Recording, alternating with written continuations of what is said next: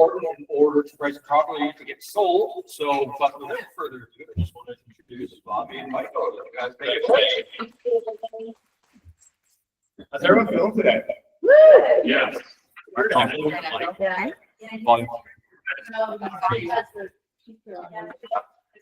on mute? Is it this year? Yeah. You need to be on mute. No, I don't. I have to.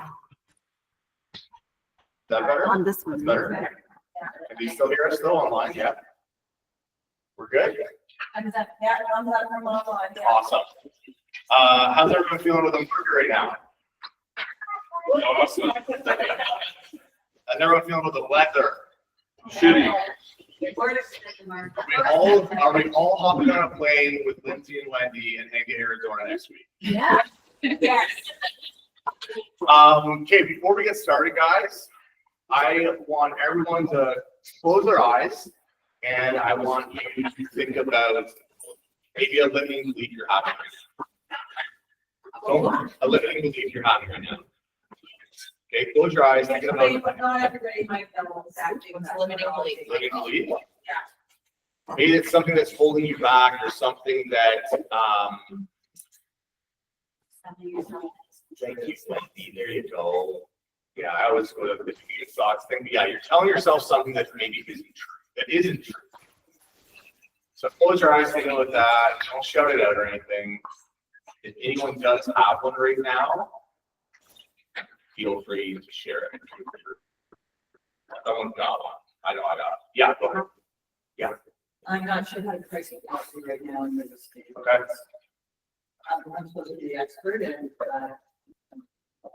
You are the expert and you know how, but that is the living. You've been in this for how long? oh. You get awards every year. You sit beside me and you get awards every year. So you know what you're doing. Okay, what else? Susanna, a limiting belief you're having right now. Pardon? A limiting belief you're having right now in your business. Limiting belief? Yeah. Tariffs. Did somebody say this already? What did you say? Tariffs? Tariffs. Tariffs the market? Tariffs. Okay. Everybody, this is Suzanne.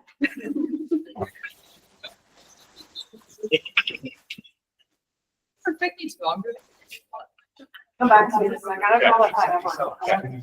Anyone else? Lindsay, do you have one roll right now? I would probably say the same thing, tariffs are back in the. Yeah. Is that a limited belief? Well, it's still, it's a belief. It's there, it's a fact. I think we always gotta go back to like, you can only control what you can control. Right? And we gotta start getting out of our heads more because we love to tell ourselves stories in our heads that we think are believable. Right? Like limiting beliefs, like, tariffs are gonna affect the market, which, possibly it is true. But there's still gonna be people successful in real estate. Whatever happens in politics, there's still be people successful.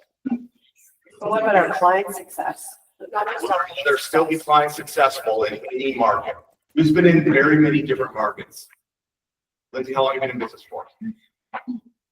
400 years. 40 years. Were clients successful? Were your clients still successful in any market? Were you successful in any market? I became more successful in different markets. So that's an example right there.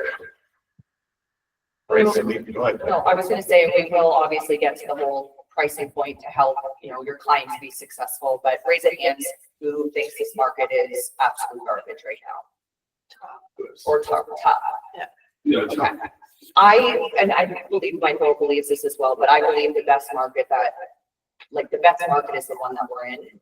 And what determines how successful you're going to be and the clients are going to be is your mindset surrounding that. So I challenge everybody as well when you come in every day to raise your energy, your frequency, and your vibration. Because if you come in every day thinking that the market is garbage, you have very, very low confidence, that's going to show up in your business. And I think the next 90 days will determine how successful you are with that type of energy. So do your best after today to just shift that energy, come in with clarity, focus, high confidence.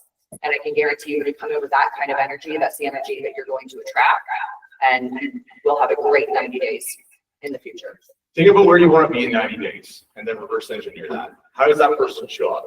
right? 90 days from now, how is Suzanne successful in 90 days? What does that person look like? What is her morning routines? What is her routines in the office? What is her routine with her family? Think what that person you want to be, and then just reverse engineer that. What do I need to do today? We do have. We do have. I don't know. Is that better? Yeah. Yes. Okay. We do have. Yeah, I have a 30-day plan right now. I'm doing everything in 30 days, not just like a yearly plan. And the 30-day challenge I'm giving myself is to stay on target with my health and mental, become a superhero leader for my team. The third one, it's hung up in my office. I know this so well. Family's up there with the health thing. Anyways, doesn't matter. Laser Brain focus. fog. But it's a plan. I have a whole plan. Every single one, it's all numbered. These 6 things I gotta do for all these things, right? So, like Bobbi said, man, you shift that mindset into something positive, and you will create a positive action every single day. You're negative, you are gonna go hard every day. You're gonna complain about the market, the tariffs, all these things. I want you guys to write this down too. It is embarrassing to walk into an appointment today with the same skill level you had yesterday. And don't take offense to what I just said. I was told this. When I heard the word embarrassing, I got like on my back up a bit, and I was like, that makes perfect sense. It's embarrassing to walk into an appointment today with the same skill level you had yesterday. Every single day, we have to get better. Markets change, pricing has changed. That's what we're talking about today. So we need to get better. We can't just walk in there today thinking I'm Michael McDougall and I sold X amount of homes last year. I got this. I got to keep working on what I got to do to get better every single day.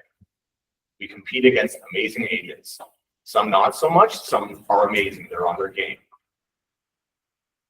So we got to get better every single day. Who's having a hard time pricing homes right now? Put your hand up. You. Okay. Who's pricing homes, and it's pretty easy right now. Mine's pretty easy right now to get the clients on board. Oh, to get the client on board. Pricing problem. Yeah. So that doesn't make sense. So 3 of you guys are having a hard time. 1's okay. What's the rest of you guys? Where are you guys at? Embarrassed to say. Okay, cool. No worries. We have to have a reality check on every listing appointment with our clients. Most of our clients think their home is worth more. Would you guys agree? Most of our clients, when we walk in, they think it's way more.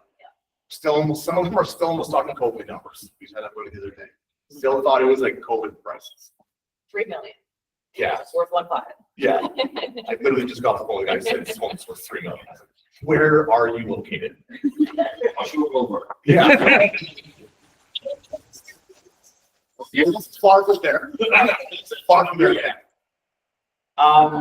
So we call this a reality check with our clients when we go into a listing presentation. And we break it down. Well, 4 things that we're going to bring into the listing for Yeah. sure is all of the recent sales that are, in the area, of course. Expired listings is huge. Let's go back. Hold on a second. Sorry. I know I'm already getting annoying to you. So That's a limited belief. So recent sales, okay? Everyone obviously brings in comps, right? How do you deliver the comps to your client? What are you doing when you're showing them the comps? What are you guys doing? Yeah. So I go in with currently listed, recently sold and expired. Okay, hold on a second. I'm not asking that. How do you guys present the recent sales, the comps to your clients? What do you do? Do you just stand there or sit there and tell them what is sold? No.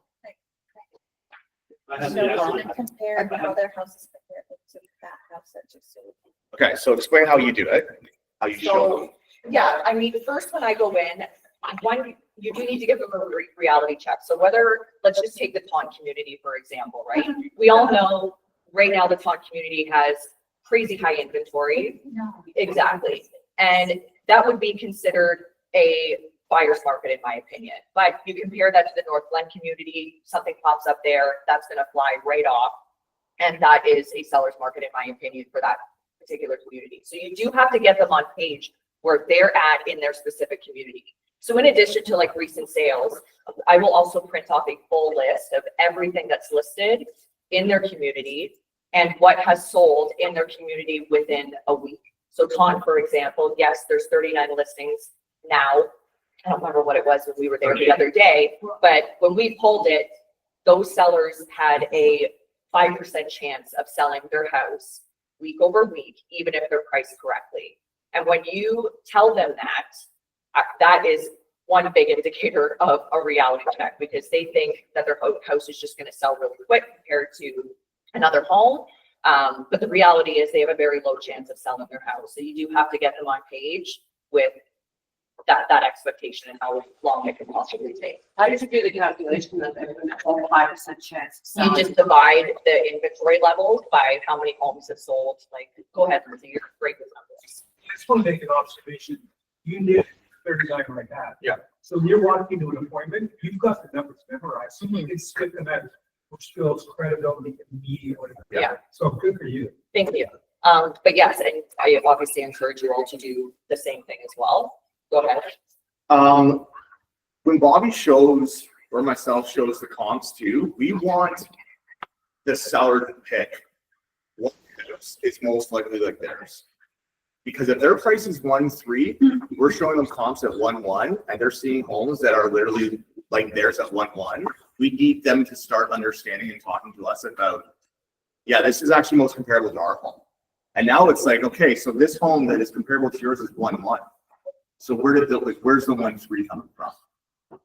So you start getting them to agree to that price already, and they start getting real very quick, right? Where that was a fantasy price, but like you have to educate them on that. So many, and don't think for a second that everyone does this. Like so many realtors do not do this. They go in there, they do their little pitch, that's it. So don't ever think like, oh, you've seen all these. The last river price from this. That's not like we compete all the time. So many agents do not do what we do. And when you print out your recent sales, are you just printing off the listing, or do you also include all of the photos attached to that listing? Okay, good. Because that obviously they need to see those, right? Yeah. They need to be able to see what the interior looks like of someone else's home to be able to choose, right? Yeah. Okay. So after we sucker punched them in the stomach that their home's not worth 1.3, we go to expired listings. I love showing them a stack of expired listings in their community, because this brings the fear factor in of like, okay, I do not want to be in that stack. And I say that, like, you guys have a chance to be in this stack or the solds. Like, which one do you prefer to be? What's the goal here? Well, yeah, the solds. Okay. So what you're talking about right now, and in your price point, you will be in this expired stack. Like, non-negotiable, I already know that. So you need to show them. If you're not showing them expired listings or terminations, it's super powerful, because a lot of people too, they don't pay attention to the market. They hear from their friends the market's hot, everything's selling. How many times have you heard that? And you're like, what are they talking about? The market's not hot right now. I had a guy say that the other week. Like, I know it's super hot right now, everything's selling. Like, whoa. It's like not, you know how many like homes are not getting showings right now? So you show them a stack of expired or terminations, that brings them back down to reality. Like, okay, there's actually a lot of stuff not selling. I think there was like, we pulled listings at a higher price point. There was 450 listings that didn't sell in 2024. This was a higher price point that we were trying to tackle, but 450 listings didn't sell in this price point last year. Year to date, there's been 23% of the houses compared to what's sold, 23% expired. So 1 in 4 expired. That's an awesome status to share with them at the table, right? You have a 1 in 4 chance, or no, 1 in 4 chance of terminating or expiring and not selling, right? So you told them directly in the face that your house is not going to sell on this price point? Do I look them directly in the face? Yeah. Is that what you said? Yeah, I have to. Like, look at them, right? Like, we're in an appointment. We're out on the phone. This is at the appointment. Everything we're talking about right now is like sitting at the table with them. But again, if you take that listing, and if you took that listing at $3 million and it was worth $1.5 million, you're doing a disservice to yourself and to your sellers, because now you're just going to be constantly fighting them. It's better off to have the conversation and set the expectation right from the listing appointment than it is taking that listing that is way overpriced and just trying to beat them down. Like, if you're making everybody's job harder, it's better to do the reality check at the very beginning. So do you want to talk about active listings then? Because the next step is then active listings after the expired. Suzanne, sorry. That's fine. So when you have your expired and your terminated listings, do you filter out the terminated that got relisted? Or do you include like, you're showing them the full, this is the all expired and terminated, regardless if it was relisted or not? I don't print that stuff out like our coordinator does, but I just want it to be a scary stack. You So want to be serious? I do want it to be true information though. I don't know Well, how if she you does know, it. Terminated listing. Yeah, in still that terminated. moment, In that moment. Probably been is that price last changed, conversion yeah. itself? So Suzanne's point, I've done it before where I've taken a house that was where the client kind of thing to be and literally showed them like the 3, 4. Yes. Price drop, like, it could be. So Totally. They had to do it too. Yeah. Active listings. Yeah, I would say active listings as well. I still print those off, but when you're getting to a price point, all the active listings are gonna show you, you know, from lowest to highest, all the ranges of these price points. So I'm just gonna use simple math here, but if you think that a home could possibly land around $1.05 million and you don't look at that, you might just price them at $1.05 million. But when you're looking at the active listings, there could be 13 homes for sale between $1 million and 1.1. So putting them in that category, you're putting them in with a ton of inventory, just pricing them that way. But you may go down a little bit lower and see, you know, the $900,000 range, there might only be like 6 listings in there, right? So in that case, if it were me, I would try and pitch my client on doing a $999 with a 24, 48-hour irrevocable to keep them out of that 13 listing price point if you think they're worth around $1.05 million. I'd also say active listings, in my opinion, the way I've always done business, are the most important thing to show clients. Because buyers aren't going through sold listings anymore, right? They're sold, they're off the market. What are they going through? 6 homes that are probably like theirs in the same price range. That is the most, like that's your competition. That right there is the most important thing to look at. Mr. and Mrs. Seller, when people come in for showings from Toronto or around here, they're going to book 4 or 5 showings in this price point, in this community. They're going to see all of these homes. These are the homes that are for sale. Which home do you think is most likely compared to yours? Right? And again, you make them answer that question again. Oh, yeah. The other thing I find really helpful is on the list, the active listings, I jot down how many times they've been terminated. Yeah. It shows how many attempts they've made before. So you can look at something and they say, well, it's only been on the market for about 7 days. Yeah. But it's been up for 3 times. Yeah. So I find it critical to go back to when they bought it. So if you can find somebody who bought something, I saw this happen this week. They bought it February 22. And you can tell where they're getting their price from, right? Like Yeah. you can say, they bought it for 1.3, they're listed for 1.5, it's probably worth $1 million. Yeah. So if you keep that on the active listings, people get a sense of the chances of somebody selling or difficult they're trying to get sold. Yeah. Yeah. No, it's a great point. But show them. I've been in many listing appointments where like, oh yeah, the agent didn't show me what's actually on the market, not just comps. And I'm like, this is more important. Those have sold. Like that's done. That's sold. Yeah, I'm sending you a pull them up and see what, you know, when they're making an offer, what goes so forth. But like, this is your competition right now. And in talking to you got 39 homes for sale. So like, which one looks like yours? And then they're going to pick. Well, you know, we had someone the other day that thought their home was worth 1.3-ish, 1.2. 1.2. By the time we were done, which was literally like 15 minutes, because finished, she was down to 1.1. She Like literally very, pulled the listing and she's like, well, I guess it's Yeah. close to this. yeah, the other ones have this, the other ones have this, the other ones have an extra bedroom, yeah, they have an extra bathroom, finished basement. So it's like, it wasn't even us having to do it. She just in her head already made the decision, like, yeah, you're right. Husband didn't love it because he wanted more, but it's like, it's reality. Right? So the active listings. Last one is obviously just like the, yeah, go ahead. Sorry, I really like what you said about education, because when I go into an appointment, I always say, I'm not here to tell you what your house is worth. We're here to sit down and educate ourselves together so that we can come up together with the price that your home is worth. And if at the end of the day, that doesn't work, someone's, way far off. Yeah. It's the education process, right? Like, Yeah. it's so important. They have to understand. Yeah, use the word teamwork, and honestly, it changes how the sellers feel about you. You say, what do you think my home's worth? And you say that, just say, honestly, this is like pricing your home's teamwork. Yeah.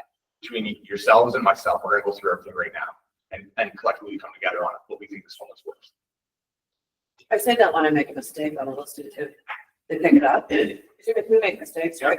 I'm like, oh, amazing teamwork. Thanks so much. I'll get that taken care of right away. Yeah. Nice way of taking the blame off of yourself.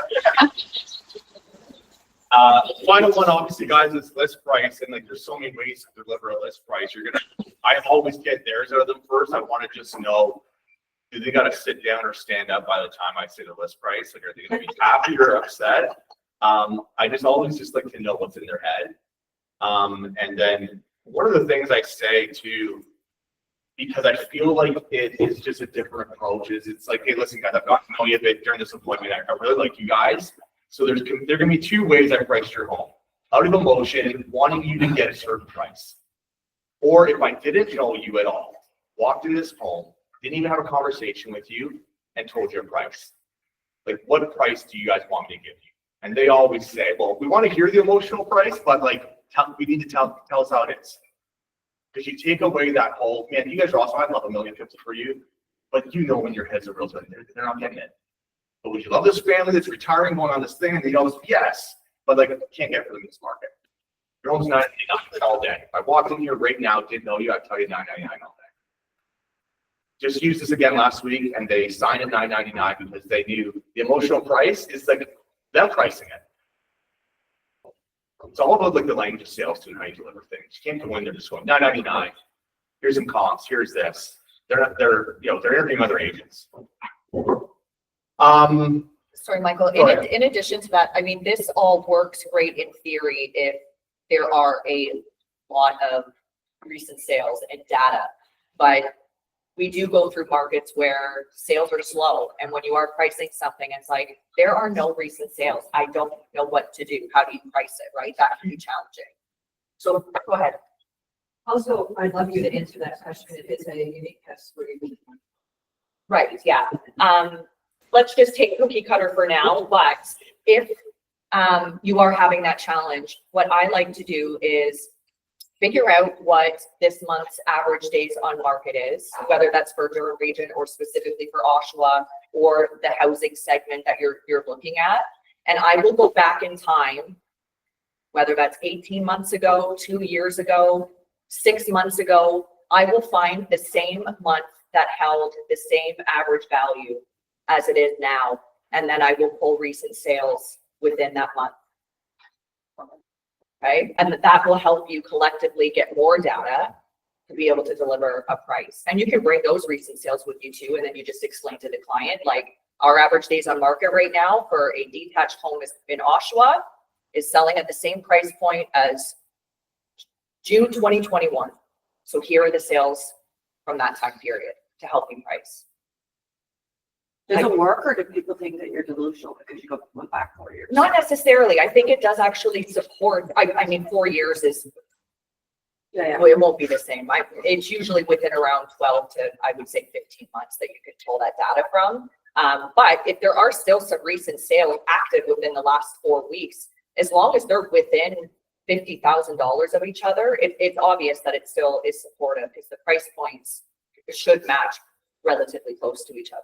If they don't, it is absolutely crazy and I could bring it, but that has always helped me in the past by pulling that data from a different time period. So again, reality check on your clients, super important. You got to get real with them. Those 4 things that we do brings them back down to reality. And hopefully you're walking out of there with a list price that was, made out of teamwork, like they're on board as well. Now, too many agents right now are making decisions out of desperation though, right? Like that emotional decision where it's like, oh, I just need this listing though. And, in the back of their head, they start, like I said, those limiting beliefs, or they're making up stories. Like maybe it would sell. Maybe it is $3 million on Oshawa Boulevard. So it is $3 million. It is $3 to the naked, right? Like, yeah, you didn't say like the trim was all, doors are solid. That's what he said to me. Solid doors, man, no trim. I'm like, okay. Furnace works. Yeah. 2 furnaces. This guy had 2 furnaces. A wood burning. Yeah. So stop telling yourself those stories, because it's BS, right? Get down to reality. like have this conversation with them. I think it's gonna improve your chances. You're a professional because you're coming with so much data. And more important, like know your numbers. Like Bobbi said, she starts throwing numbers and she just knows going through the appointments, all these like inventory levels, the percentage of chance you have selling week to week. Those things sellers need to hear, right? Some sellers say, oh, I was sold in a week. But yeah, 38 homes, you have 5% chance selling week to week. You're probably not going to sell them, especially if we're picking your price. Let's get real with them. Second though, we're not perfect, obviously. We don't price perfect every time. You guys aren't either. I want to talk about how to get price changes in a more reasonable amount of time instead of letting your listing go stale. First, so is there any other questions on the reality check, or did you have anything else to say? I know I'm just like, okay. I've got a thought. It is kind of reverse to your example. Let's assume that you should $1 billion, you want to list it at $999 and they're taking 1.1. I show them how many houses are selling for more than asking. I mean, there still is, like in Oshawa, I think last week it was about 103% the average sale.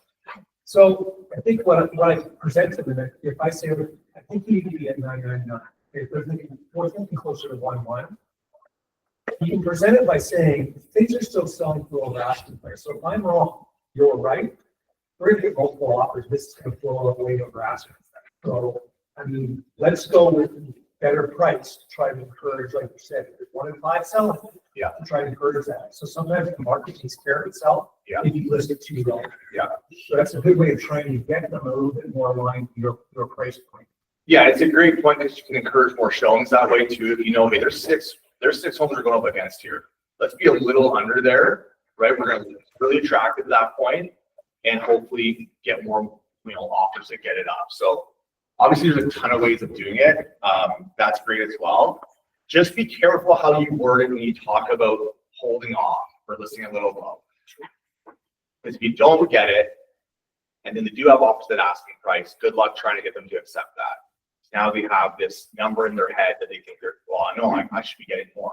That was the reason why we did this. But then again, that's just depending on the market we're in. I just went through that last week. It's tough. Yeah, it sucks. Sucks. Yeah. You lose a lot of authority with your client, right? When they think, okay, you were a rock star a week ago, now you screwed up, right? Should we get to the breadcrumbs? Lay in some breadcrumbs for price changes. Okay. That was your favorite part. Your storytelling. This is your favorite part. Why? Should we get to the breadcrumbs? Hansel and Gretel. Price changes, obviously, there's tons of price changes happening. We know we have to do those on some properties as well. You explain this part actually. Good at doing this. Yeah, I feel like obviously communication is key. Everybody says that, but truly and honestly, when I have a listing on the market, I am in touch with my clients almost every day, like every 48 hours at a bare minimum. And every Friday at the end of the week, I give them all the stats of recent sales, any new listings that hit the market, and what I like to call an emotional check-in. Because I want, we do this every day. They do not. We don't live in their house waiting for showings to come. So it's very stressful and overwhelming for them. So I do think having that emotional check-in with them every single week to see where they're at is incredibly important, because if you communicate with them and you share new stats, new data, figuring out how they're feeling, you may learn that like they're in panic mode and they're really over this. And I think when you get that from them, it's even easier to get a price change out of them. Or they might have the mindset, I'm totally fine. I'm cool to like wait this out a little bit. Then you can approach a conversation a little bit differently, right? If you truly and honestly feel like you need a price change, the market is going to tell you that. And I think even being in a listing appointment, I like to bring that to their attention as well. Like the market is going to tell us how well your price point is taking right now. And I can't see over there, so I'll look here.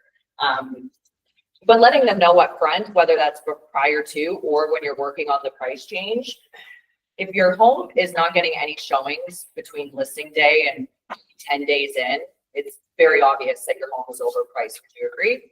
Right? And I would say you need to pitch at least like a 3 to 5% price change. Do you say that in the listing appointment?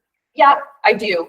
That's circumstantial though, because I feel like even sellers right now, some appointments that I've gone to, they have low confidence about selling.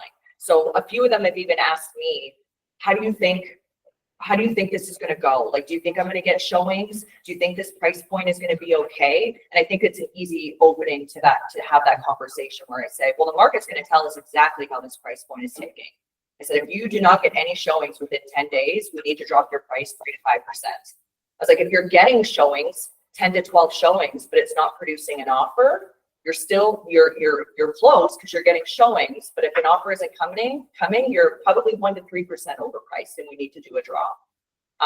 That sort of sets the tone right from the get-go, and then they can keep a pulse on the market too. But when you have that conversation, they're like, yeah, you know what, you're right, I have no showings. Yeah, they already know. This sucks, and I need to do a price change. But bring up the example, sorry, let's 1 second. Bring up the example, because this was sick what you did last year with Grandview. Right. And then I think I copied it. Yeah. For a listing, because it's like it worked and it was genius. So I had a listing on Grandview. These clients had purchased first. At the time, the market was pretty decent. It was in a period where like I had full confidence these guys could purchase first and then sell their house. And I kid you not, like literally within a week of them purchasing this house, the market took a shit. Excuse me. It was awful. They had 90 days to sell, and they were really, really stuck on their price. And they bought a home probably like $400,000 more than what their price point was. So I want to say we were about a month away before this closing date, and we were still not sold.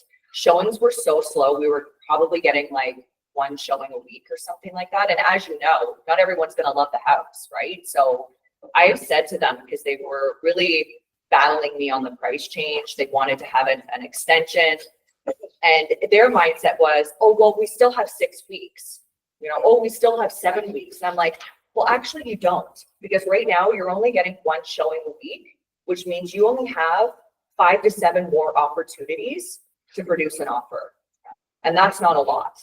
And as you know, you've already had X amount of showings and not 1 person has brought you an offer. So you may have only 5 more people come through here, and only 1 person may like it, and they may not even give you the price that you want. And that sort of like put a fear in them at that point, and they're like, we need to drop this price like ASAP. So when you like change their mindset of like, I got 6 weeks, it's like, no, you got 6 more buyers coming to your home. If you're getting 1 a week, Yeah, you and quantify. we know right now in this market, the current market we're in, if you're doing our numbers, it was like, we need 20 showings to produce an offer, pretty much. So it's like, that ain't getting us 20. So it's like, you can get a price change the next day, and we sold it like within 5 days, and everyone was happy. But it's like, and then I copied that exact same thing for Oshawa Boulevard, and it worked. Whoa. From 3 million to 1.5? Yeah, no, not the Oh, your 3 million. career listing, your career listing. Take it easy. But I had the same conversation with them. Like, well, but I'm not panicked mode yet. We still have, I think, that said, 2 months. I said, yeah, guys, we're getting like 1 showing a week right now. Right? Like, that's gonna be maybe 8 showings. Yeah. Right? And they're like, next day, price changes. We gotta get rid of this. Like, perfect. We gotta get 20 people through here to produce an offer. The stats were showing. Boom, sold the next week. So Where are you getting that stuff from? I forget how we came up with it last year. I think we were just, like, maybe it was our personal listings, and we were looking at like how many offer showings are happening per listing, and that's what we were coming up with. Yeah, that. Do you guys do seller net sheets? Seller hand sheets. Like seller net Yes. sheets? Oh, net sheets. Like from the get-go, so to say, okay, like if you're selling this price, break it all down, say to the left or what? No. No, I do not. That's something that I started using in the past year, and I found it's really helpful. Just being in Northumberland, I find it's a little bit harder to price because it's not planned communities. You don't have all the same stuff. So a bungalow for 1 could be worth so much more, and maybe get that bottom buyer higher. So I started using seller net sheets. Okay, here's what your purchasing at, or if you're just selling on the secondary property, here's all your fees broken down. So the $10,000 drop may actually save you more money for long run. Right. Here for 3 months, here's more. Yeah, you're actually getting less. I'm always afraid that when they look at the commission number, they get it. And then I start to cry. Yesterday, the guy asked me, so how much was the commission on? It was like at 1.4 something. And I went with Aline because Aline started in September, so I was guiding him through this listing appointment, and Aline's probably on this call. I can see Aline's hand shaking a bit on his calculator. Fucking dropped 70K on this guy. I know. He's like, 70,000. Like, 70,000? He's like, 70,000. I go, plus HST. He went with us. He signed with us, so it was good. But I just was laughing at the little things. I remember when I was there, I'm like, I would shit myself at that point. He's Literally. Is he online? Yeah, he just recorded all that. Nice. He, just, I have a question for Bobby, but we have a net sheet, it doesn't have the commission on it. Oh, okay. So it just shows selling price, net selling price after commission.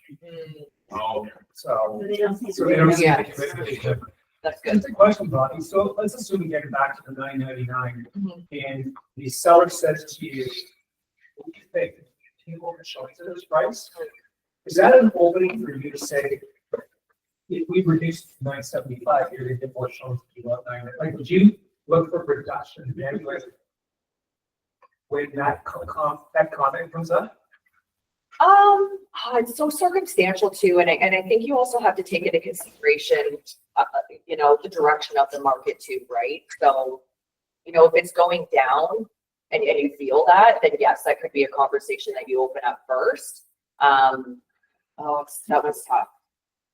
It's just when they ask, it's usually they're questioning the price in the old market, say, is this too much money? Yeah, I mean, it's sometimes an opportunity to say, you know what? Because again, if you price it down too low, it's gonna sell for.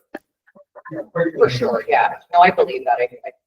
Most people do say that. Well, I don't want to underprice your house. Like I don't think that's actually possible. Like I don't think we can. But for the most part, like you said, if it's priced a little bit too low, like the market's just going to, it's going to take care of itself, right?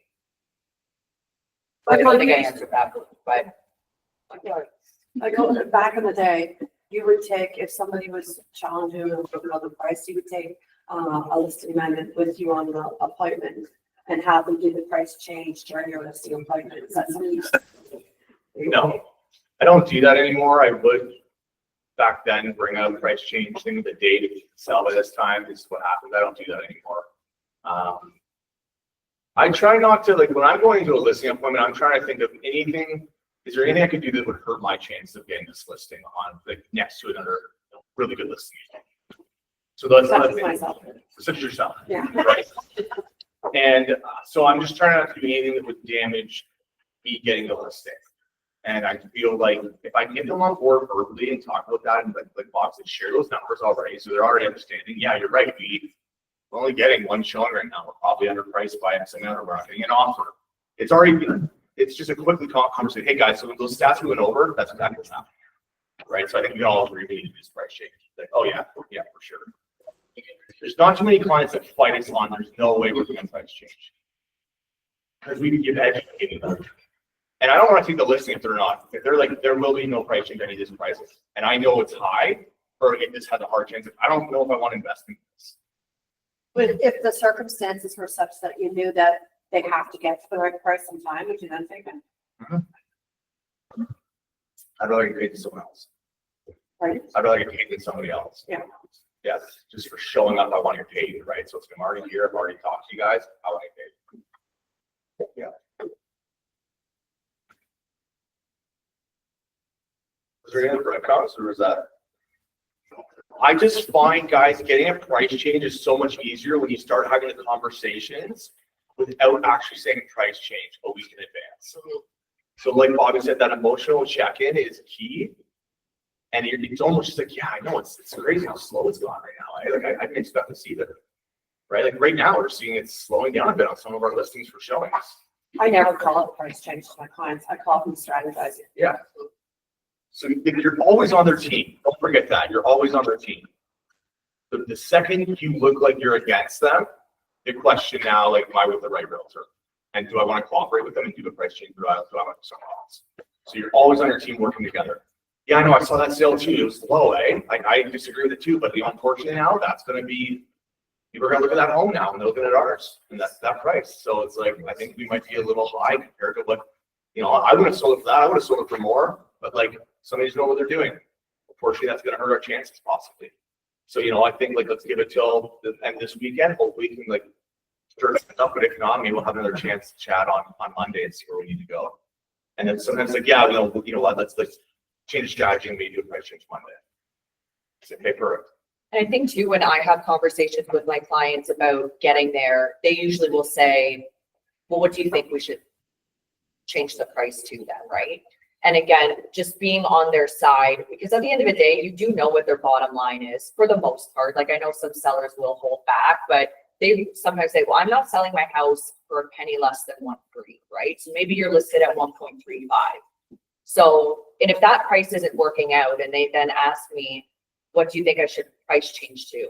Knowing what their bottom line is, which is 1.3, I'll say, well, as your friend, you can price change it to 1.35, 1.32. That'll give you some great wiggle room for negotiating. You can still land at 1.3. But as your realtor, I think you need to be under that 1.3 range. And as an expert in this field, this is the price that you need to be at. But if you want me to tell you what you want to hear, have at her at 1.32, but it's not going to get the job done.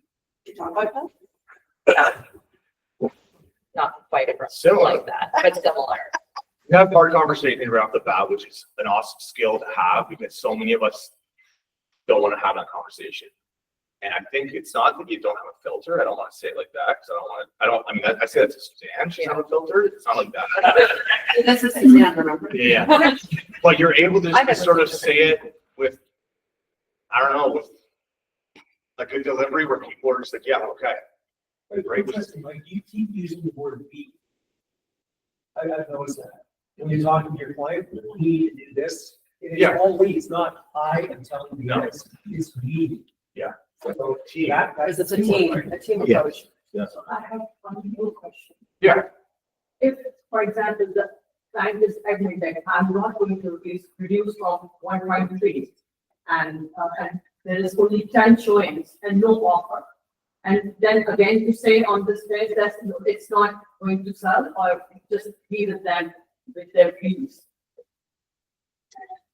So I just go back to this step. So are you saying, so they're at 1.3, 10 showings, no offers, No, And we're no, refusing to do a the price change. situation and is, they're refusing to do a price change? yes, they said, no, we are agreeing to 1.3 and 10 showings, no offer, and then you're talking for changing the price. They said, no, we want to stick on that. Then you say that it's not going to sell on this price So or, I think at that point, I haven't done a good enough job in the listing presentation and conversations leading up to that to show them like that wouldn't happen because of what we did in the listing presentation. Let's say you flip it on you and like, I'm not gonna do this, right? I don't really have clients to do that because it's a self-aware thing. They're understanding like, yeah, this is the net. But say they want to pull an extra week. I would just ask more questions. How much longer do you want us to continue like this? Because I'm afraid right now, if we're going to go into the summer months where it was crazy slow last year, we're actually going to lose money right now. You're going to chase the market down. We're going to lose money. What about making this adjustment now? This is still like north of your bottom line and getting sold now instead of you finally have enough of this in June or July. And now we're not even talking this number right now. It's just about asking more questions. But honestly, if you do a really good job at your presentation, and then like Bobbi said, stay communicating with them. Like she sends every client full weekly stat, but he's also talking to them all week. So they're super educated. They're really, it's like they're us. They're seeing the same data that we see. So it's sort of like, oh yeah, I get it. Are you giving them like almost a full listing of what you do on a listing appointment when you send them the update every week? Yeah, like I'll send them recent sales. I'll send them any new listings that hit in the market. Just trying to think of what else. The percentage of homes selling Yeah. at absorption rates, so they know, like, has that changed? It's still the same. You want them to be as educated as possible because that makes it easier to make a decision. In addition to that, it could be other things though, right? You've got feedback from your open houses. You've got feedback from seller showings, or buyer showings and stuff, right? So it's even just adding in that too, right? What else? I don't like to overwhelm people either with a bunch of stuff, but you do need to just sort of hit them with the facts as well to prep yourself for next conversation. Any questions you guys have, we still have 15 minutes, so we can answer any questions around it. Even like graphs that show where the prices are now versus how they were, especially for somebody who bought in the high market, like a visual. No. I know it's just. It's so simple. It's a chart. We calculate what it is, show it that. It doesn't need to be anything fancy, it doesn't need to be anything pretty. Right? Just like, these are the real numbers. Right? Depending if they're numbers or not, they're not gonna look below the charts. Like, what's this line, what's this line, what's that here. Right? No, it's a bar graph, so it's a visual, right? Some No. people are like that. I mean, if that's what you'd love to do, then awesome. Keep doing it. We're very simple. Yeah. Yeah, that's good. Okay, since joining Hill Williams, I've heard about this. So I've learned a lot, still learning. But do you find when you go and just kind of figure out where they are on the list, do you find you change your listing presentation? Do you have extra information for those people that like all the stats, and then you kind of feel out who they are, where they fall, and then present, or do you just present the same to everybody? I think if you're good with people, you can wear a lot of different hats and you know right away how I need to be on this appointment. I don't even have a disc thing in my mind.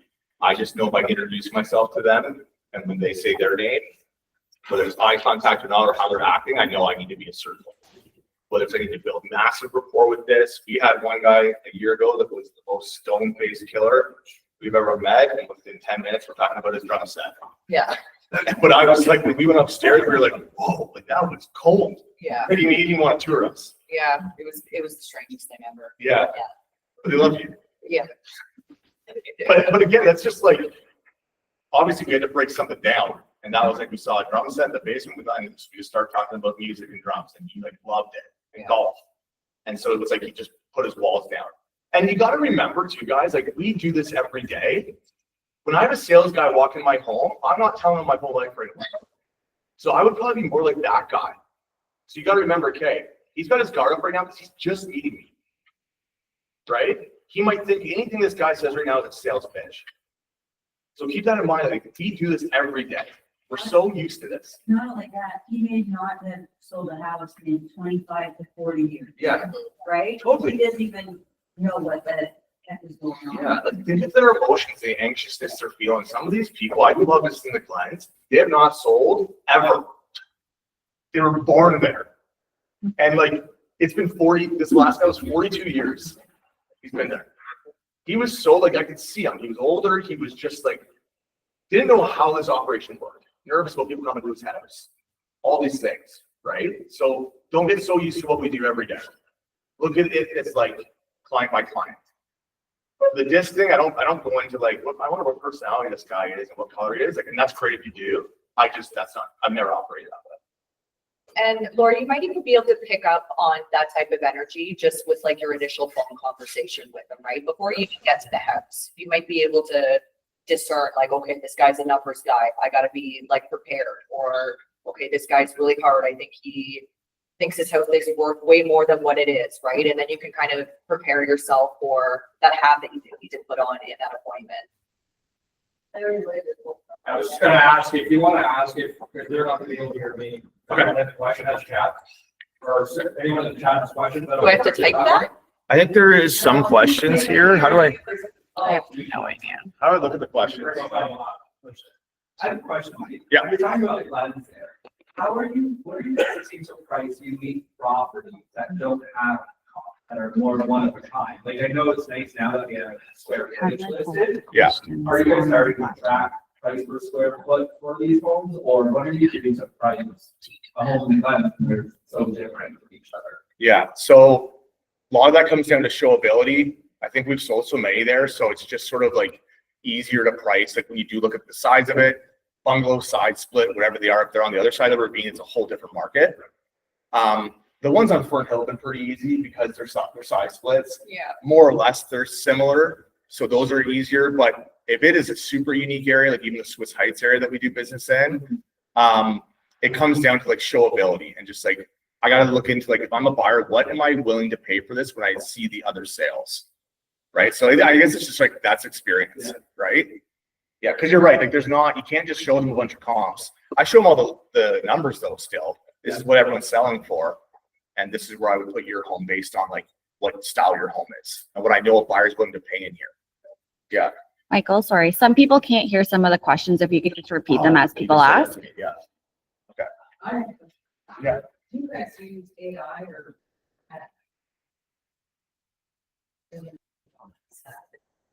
So where am I speaking here?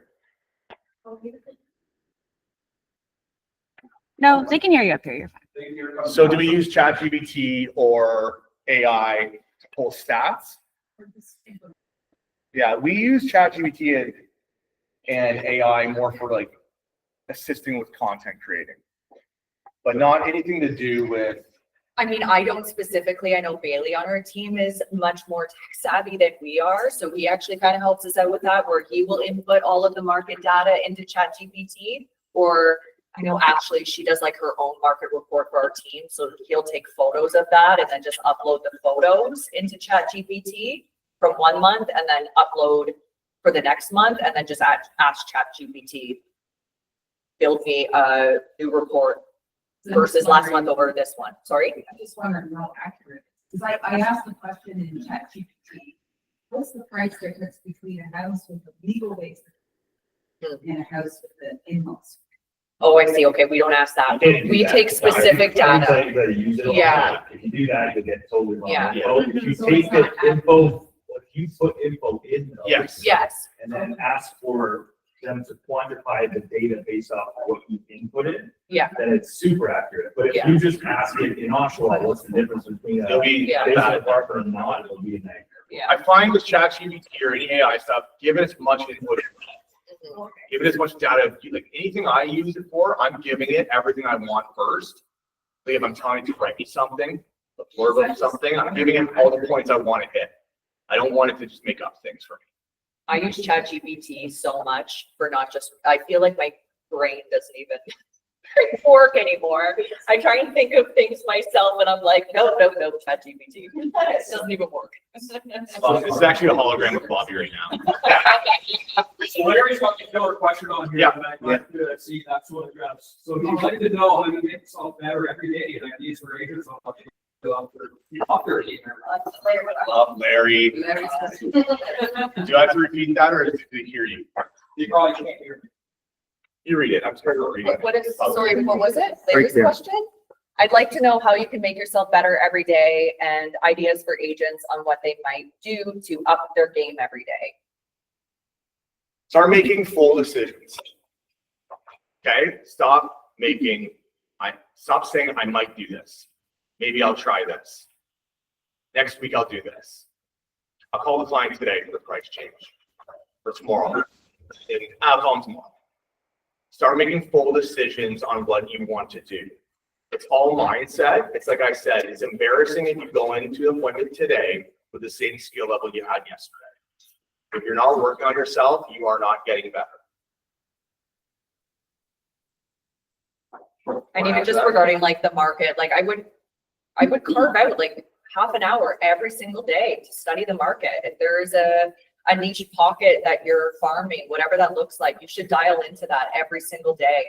And I know like Lindsay's huge on numbers too. Like you got to know your numbers, right? And that will also help. Trying to think. I'd also say, guys, like a healthy business comes from like a healthy person. So you get up in the morning, man. I don't know what you say to yourself in the morning, you get fired up, but like entrepreneurship can be very hard, right? We all know that. Being a realtor can be very hard. So like positive self-talk. You get up in the morning, man, you fire yourself up, do whatever your morning routine was. I know you shared some things with me this morning that was just awesome, right? Because that just like lights a fire under you. It's your best self you're creating before you start working. That will change your business. I don't know any person that is super successful that doesn't take care of themselves as well. And if they don't, they're starting to now. But like that is like healthy business, man, is a healthy person creates a healthy business. Right? So like get up in the morning, I sort of coffee with the guy said in Utah, it takes what it takes. Let's fucking go. Right? As much as you want to maybe hit the snooze again, like no more. I haven't hit the snooze button since we got back from Utah. I just have that guy's fucking voice in my head. Right? It's like, yeah, like what is that? What's 10 minutes more gonna do? gonna make me more tired. Nothing. It's gonna steal my time, actually. So get up, do my morning routine. I know I feel my best. I'm the best leader I can be when I'm driving to the office and I've already done everything for myself. I don't know if that answered Larry's question, but like, and then like the whole sleeping thing, man. Like we just went all in on coaching. It was a huge investment, but I was like, I'm so sick of not doing things I know I need to do. We're so afraid, and we make up the stories in our head. We're so afraid of the work that it takes to make you successful. Like we're afraid of doing that. And it's time to just go for it. Right? Let's see. How much more potential do you feel you have if you're not? 70%. I'm operating at 30% potential right now. Based on what, like, how did you come up with that calculation so quick? But like, I'm not gonna go through the, like, my coaching and everything, I feel like I'm only operating at 30%. Goals I have, which are scary as shit, they need to be, I'm only at 30%. Where are you at, Lindsay? Probably, I'm gonna say 50%. The reason I asked that question is for the room here, because you're you two of the top agents locally. And if you're operating at 30%, you fucking blow the doors off, and you would move that to 70%, right?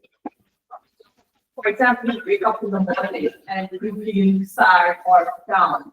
What one line you say to yourself to become positive? If I wake up in the morning feeling sad or down.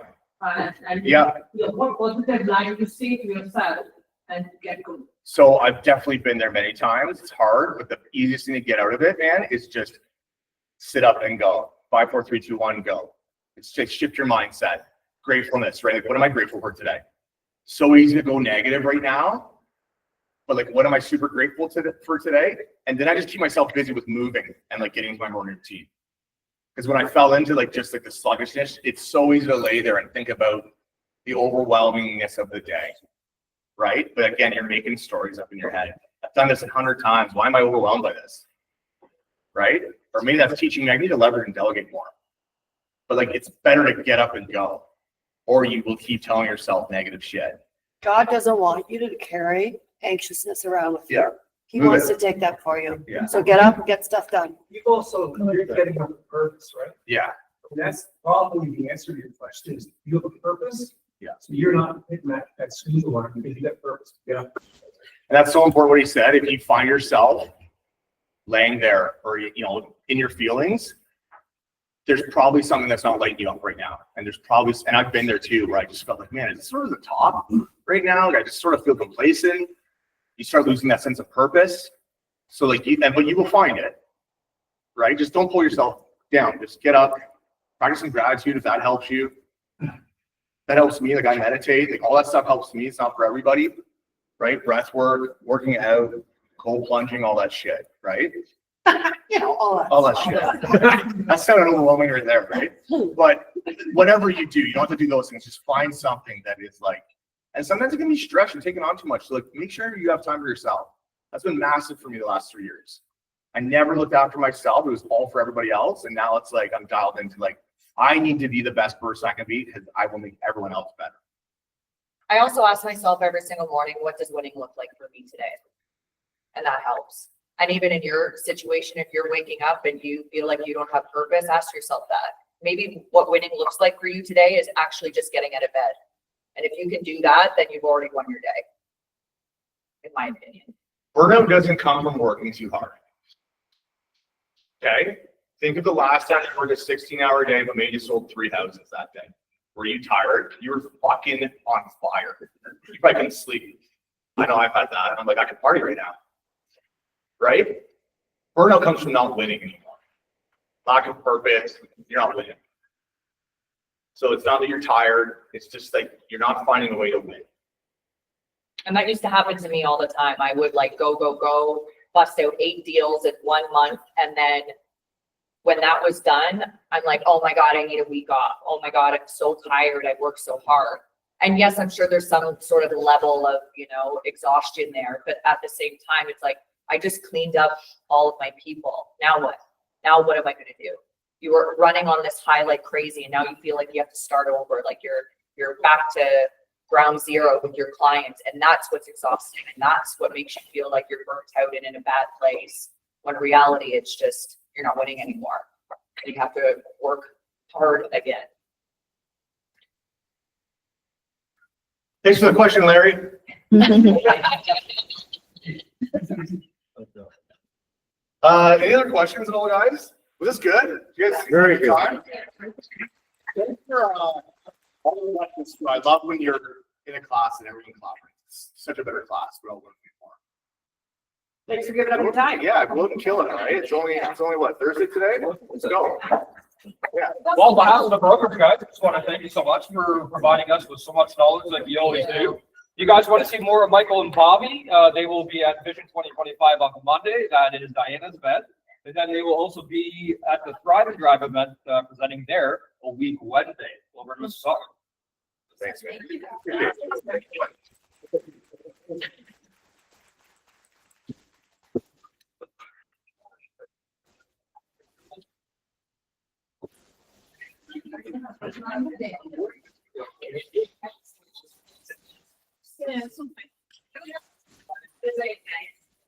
So just hang up, or you can move